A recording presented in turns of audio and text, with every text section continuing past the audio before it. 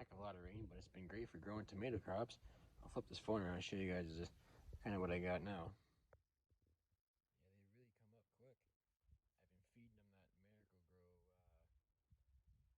that Miracle-Gro tomato plant food. Someone's gonna have to come in here and do some cultivating around the crops here. Weed control is kind of getting away on me. But at least got some onions are still growing pretty good here.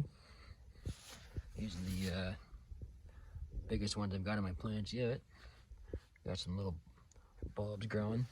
Everything's kind of starting to come out here, but like I said before, my row spacing was kind of close, so I think next year I'm gonna have to spread them out over here. Of course, my hydrometer's right there, and I didn't want to obstruct it, so that's okay. We'll know better for next year. Maybe I'll only just do 2 tomato plants next year, and we'll do something else. I'll do onions and maybe green peppers or something. But anyway,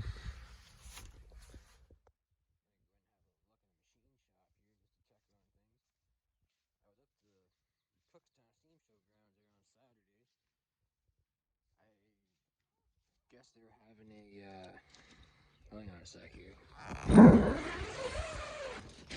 They're having a members only camp out, and if you wanted to bring a tractor or something up there, you could.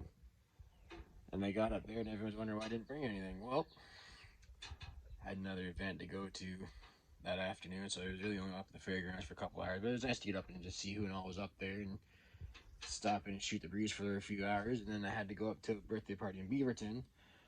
I also picked up something else for the YouTube channel here I think you guys really like. I have to come in here with some more red tape. I see another little hole up in my carport roof. I'm gonna have to get patched up here. So my tarp's starting to get a little thin on the carport, although it is, I think 6 years old, 5, 6 years old now. So it's okay. It's acceptable. Yeah, everything still looks okay back here. W4 still looks nice and clean. So action this weekend coming up. This is Civic Holiday Monday today.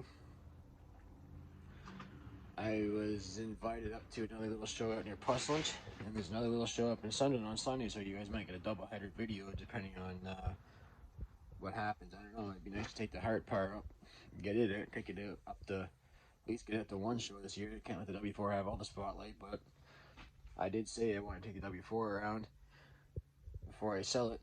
It's a shame to do all the work to it and not take it to any shows. At least I had one show up in Coldwater. It's a small show, but you have to start small before you can get into the big stuff. Anyway, I'm gonna go feed my tomato plants here real quick, and I'll show you guys what I brought home here on Saturday. Geez, that sun is nice. Well, this one I picked up here the other day. This is John Deere 320 hydrostat. I believe it was made in the early 90s. See what the serial number here, maybe.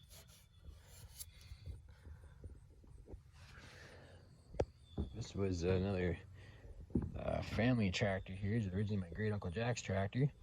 Of course, it was inherited by my uncle and then given to me. So it's kind of been around the block a time or two, but that's okay.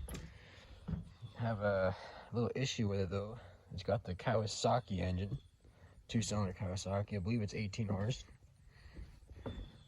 18 or 23, I can't remember right now. It might be 23. But the problem we're having is with the fuel pump plunger rod.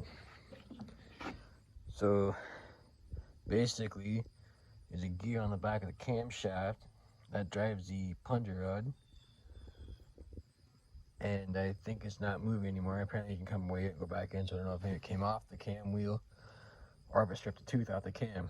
These engines were known, and also in the 425s, they were known for stripping the cam gear, just the plastic gear.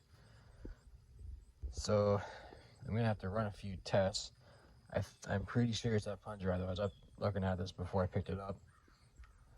So what you can also do, you can turn the key on and pull the fuel filter, the fuel line off the fuel filter, and then crank it over and see if any fuel comes out. But I don't think it was, so that's the simple way to check. But I was doing some looking on YouTube there the other night, and you can pull one of the rocker covers off, spin the motor over, and if the rocker covers don't move, or the rocker arms don't move, then you know that something's wrong. That cam gear is stripped.